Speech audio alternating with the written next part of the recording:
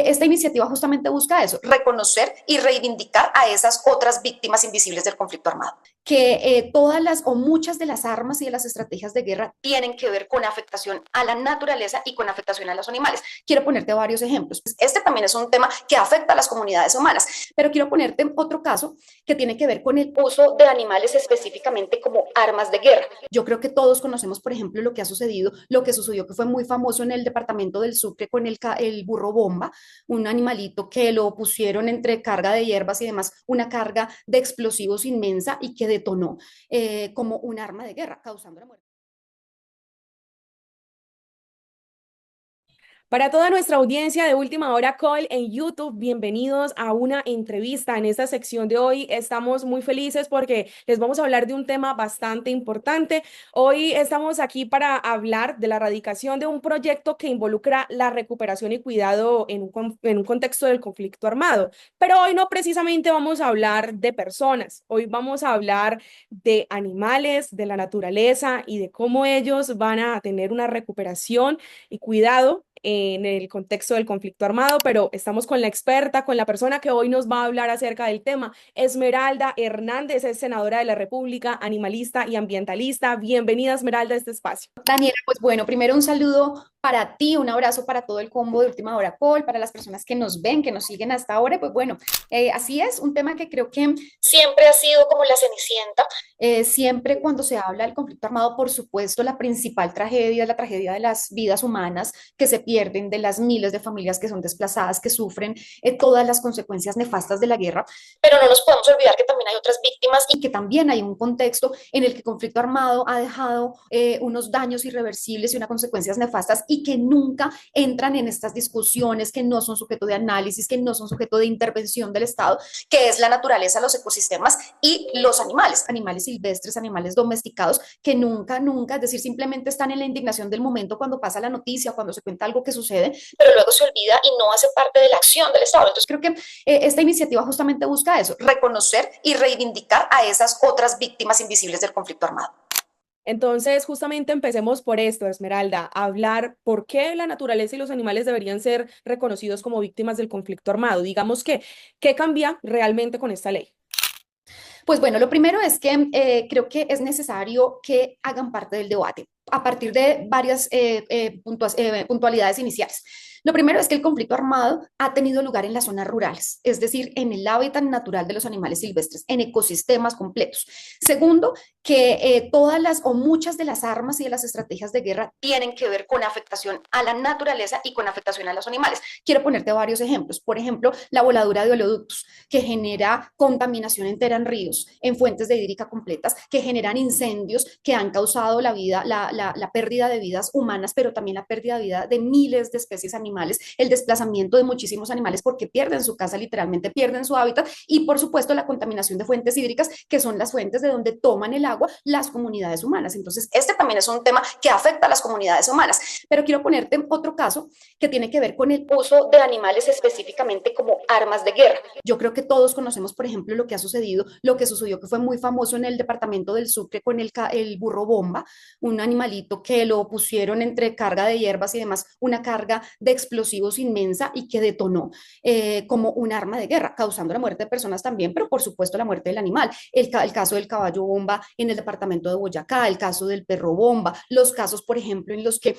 matan animales de granja como cerdos, vacas, incluso animales domesticados como perros, como parte de las estrategias de intimidación y de amenaza a las comunidades, a las familias, para facilitar el desplazamiento. Es decir, los amenazan matando a sus animales para que las comunidades empiecen a migrar. Entonces yo creo que todo este tipo de situaciones no se puede quedar en la indignación. Yo creo que cuando uno habla, por ejemplo, de la JEP, de todos los mecanismos de reconocimiento y de reparación, hay que hablar de las afectaciones ecosistémicas, de cómo se han destruido hábitats completos, de cómo se han dañado y se han contaminado fuentes de agua y de cómo se ha instrumentalizado a los animales para la guerra, que siempre han sido invisibles. Hay gente que quiere, Daniela, minimizar revitalizar el tema. Entonces, de hecho, he visto algunos comentarios en los que dicen, hay tantas víctimas humanas y ahora quieren poner a los caballos que los caractericen y que los reparen y que les den plata y que los indemnicen. No pueden ridiculizar una discusión como esta. Por supuesto, eso no es lo que estamos buscando, pero sí que el Estado, lo que buscamos con el proyecto de ley, ¿qué es? Primero, que se reconozca que aquí hay otras víctimas, es decir, que ha habido una afectación estructural,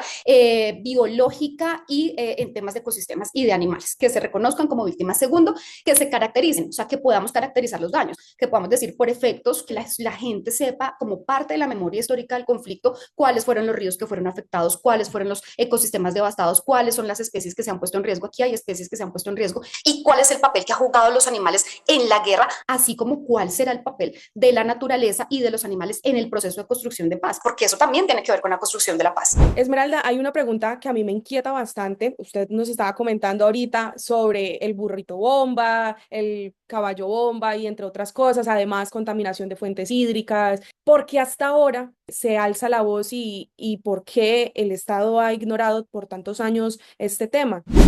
Pues mira, yo entiendo que históricamente, pues digamos, la humanidad ha tenido una mirada muy antropocéntrica de los conflictos.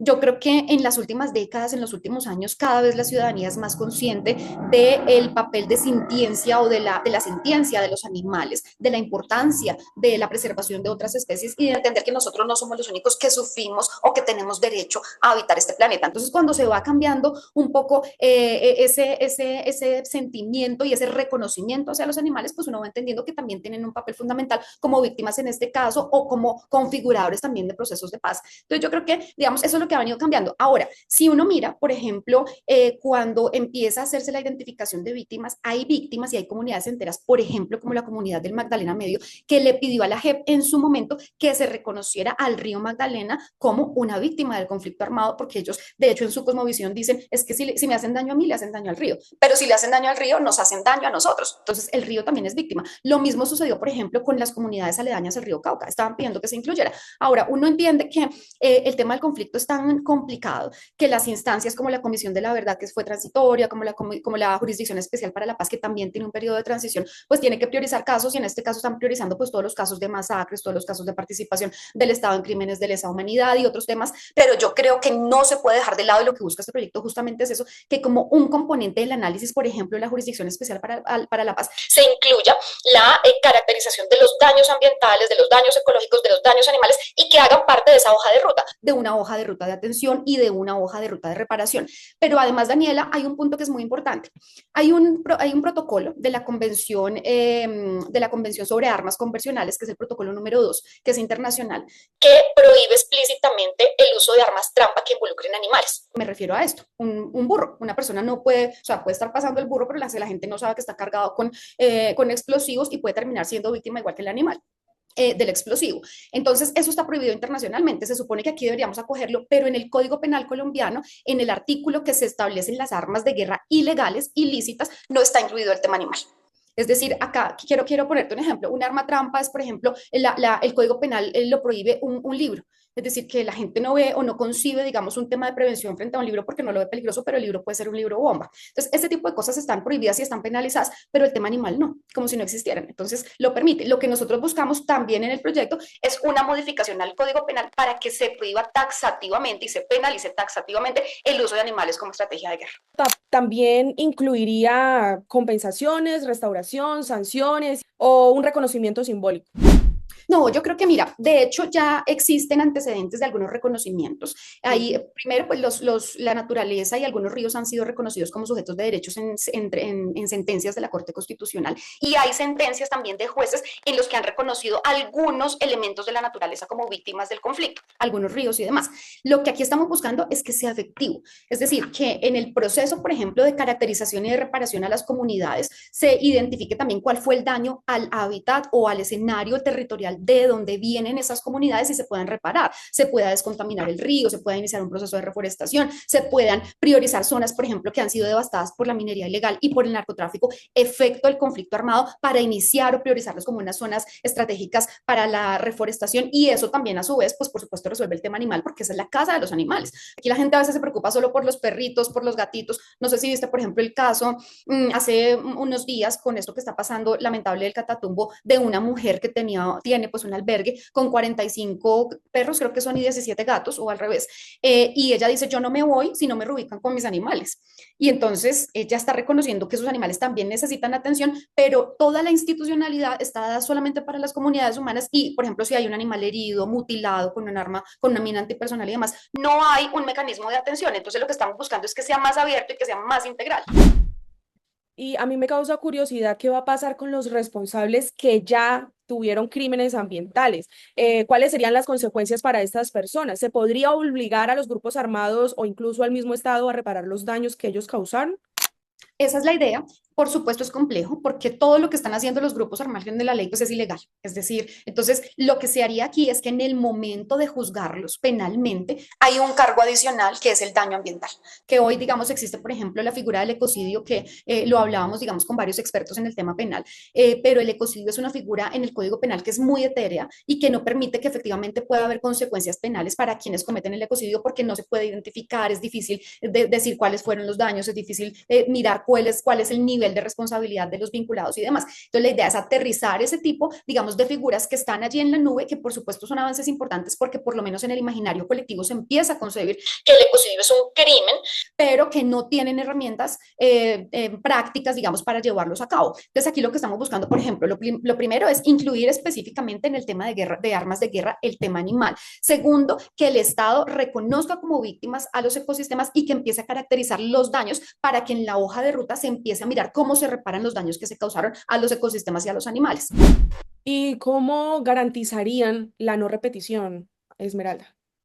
Pues yo creo que esa justamente creo que es una discusión que es abierta, que es amplia, que es difícil, pero yo creo que, por ejemplo, hay avances muy interesantes en términos de todas las estrategias que ha implementado el Estado para la protección ecosistémica. El trabajo articulado con las comunidades, el trabajo de las comunidades que hacen como guardaparques, que hacen como, y que se les bonifica o se les paga, digamos, por parte del Estado, el servicio, digamos, de protección ecosistémica que prestan. No recuerdo ahorita el nombre de la figura, pero existen muchas otras. Por ejemplo, que creo que fue una propuesta además que hizo el presidente Petro en su momento, que tiene que ver con un nuevo papel y una nueva función de la fuerza, de las fuerzas militares. Es decir, cómo se hace para garantizar que las fuerzas militares sean un sujeto o un actor que esté permanentemente al servicio de la protección de ecosistemas estratégicos. Por ejemplo, la Amazonía, por ejemplo, alguna vez hubo un caso que fue muy fuerte que pasó en Izmina, Chocó, donde la afectación ambiental fue enorme por cuenta de un atentado que hizo un grupo armado y entonces allí eso simplemente queda así, queda devastado el ecosistema y no pasa nada. Entonces lo que podemos hacer es llegar, intentar repararlo, intentar que sea una zona protegida para que haya también una restauración con intervención, pero una restauración natural. Entonces yo creo que esas son como estrategias que se pueden ir abordando, pero por supuesto no es un tema sencillo. Esmeralda, muchos hoy en día hablamos de paz, hablamos de los crímenes ambientales y estamos un poquito más conectados con esto. Ustedes van a favor, ustedes van a hacer lo posible para que esto se pueda radicalizar, se pueda poner como una ley, pero ¿quiénes se oponen a estas iniciativas y por qué? Pues mira, yo creo que esta iniciativa no es bien recibida por quienes han hecho de la guerra una estrategia política, una estrategia electorera. Yo creo que a quienes les conviene que la guerra subsista en este país y que tienen una política guerrerista, una política armamentista, pues no le conviene que este tipo de cosas se hablen. Es decir, porque cada vez la gente entiende que el daño del conflicto armado no solamente es un daño a la ciudadanía, no solamente es un daño a los seres humanos, sino es un daño al país, es un daño al planeta que finalmente también nos termina afectando a nosotros.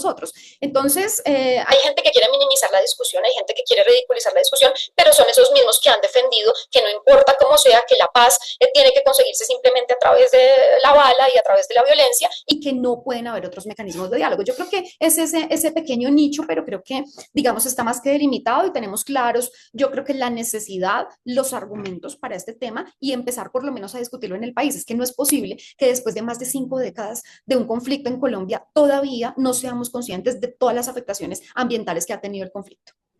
Esmeralda, hay algo que me causa mucha curiosidad y es que, como lo estábamos hablando, hay personas que dicen, ¿cómo van a priorizar una ley de estas cuando hay personas sin agua potable, cuando hay personas en el campo sufriendo, ahorita lo del Catatumbo, conmoción interior, entre otras cosas?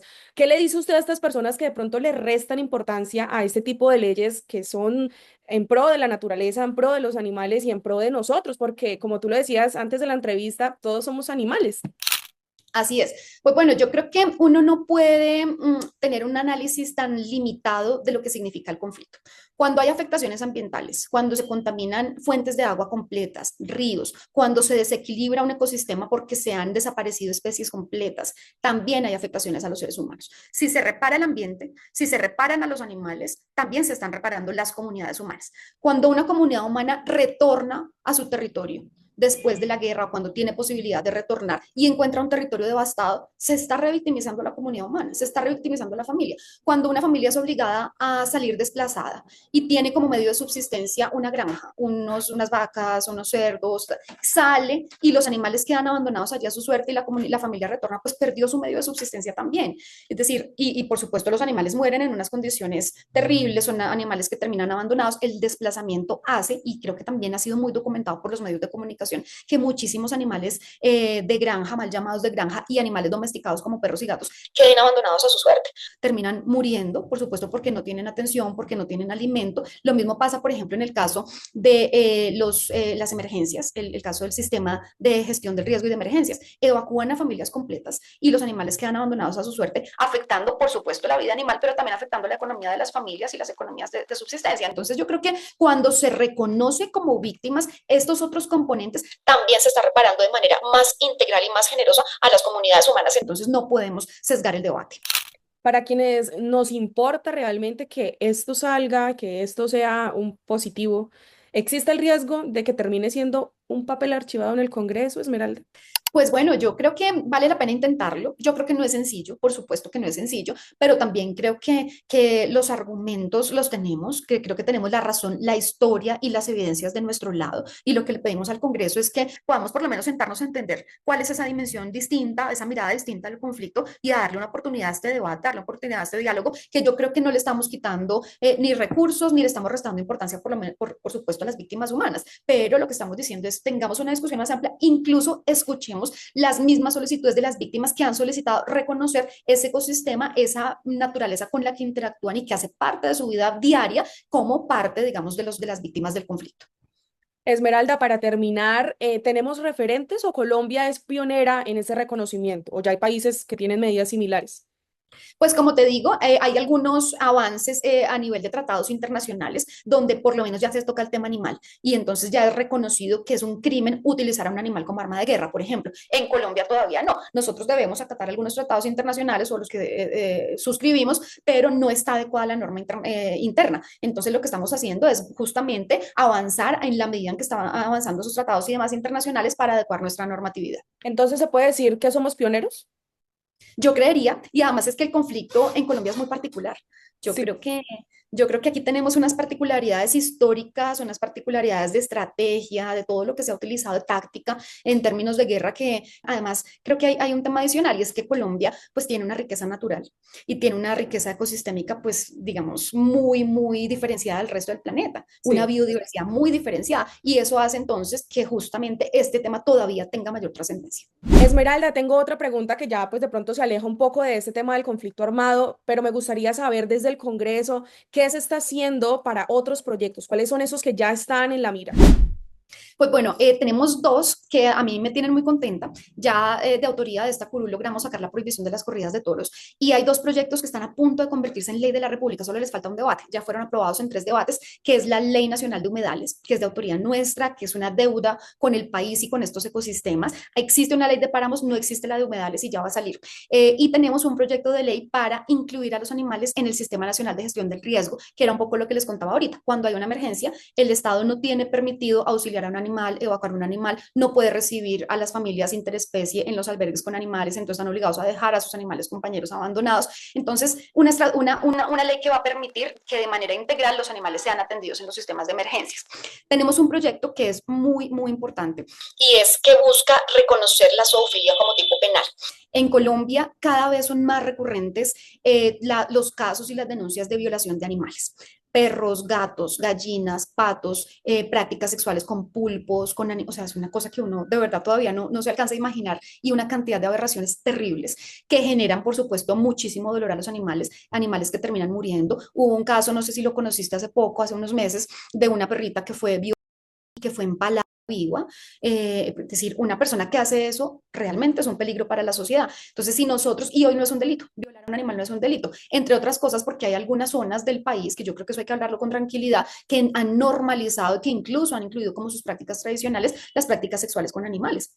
Entonces no se puede normalizar primero porque acarrea problemas de salud pública. Hay enfermedades que se pueden transmitir de humanos a animales y animales a humanos, pero también generan muchísimo sufrimiento a los animales. Los animales terminan destrozados por dentro, terminan incluso muriendo y terminan con problemas comportamentales, con miedo hacia los seres humanos, porque han sufrido, digamos, unas cosas terribles. Entonces, ese es un proyecto que me parece muy interesante y que lo estamos intentando sacar adelante.